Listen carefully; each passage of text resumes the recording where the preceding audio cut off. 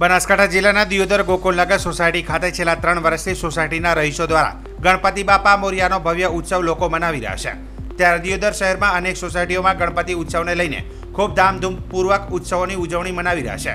ત્યારે દિયોદરના ગોકુલનગર સોસાયટી ખાતે આજે છઠ્ઠા દિવસે ભગવાન ગણપતિની ઉત્સવ પ્રસંગે સોસાયટીના લોકોએ આરતીમાં જોડાયા હતા।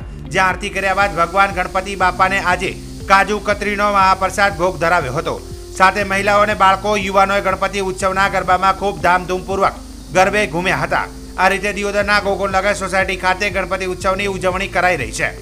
મહત્વનું છે કે દિયોદરના ગોકુલનગર સોસાયટી ખાતે ગણપતિ ઉત્સવ કાર્યક્રમ પ્રસંગે આયોજક મંડળના હિમાંશુભાઈ ગોરજી, રજનીભાઈ શાહ સહિત સોસાયટીના કાર્યકરો લોકો મોટી સંખ્યામાં જોડાયા હતા।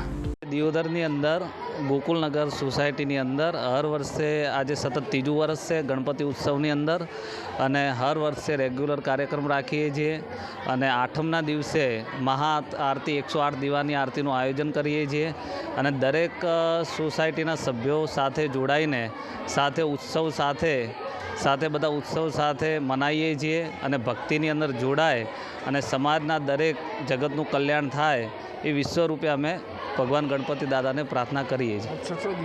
આજે છઠ્ઠો દિવસ છે અને દર 9 દિવસે 10મા દિવસે અમે ગણપતિ દાદાનું વિસર્જન કરીએ છીએ।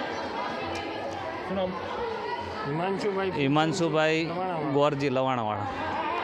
નગર સોસાયટી આવેલી છે, એની અંદર માધવ પાર્ક અને દ્વારકાપુરી તથા ગોકુળનગર ત્રણેય સોસાયટીના ભેગા મળી અને આ ગણેશ મહોત્સવ ઉજવણી કરીએ છીએ। આજે ત્રીજું વર્ષ છે, ત્રીજા વર્ષનો આજે છઠ્ઠો દિવસ છે।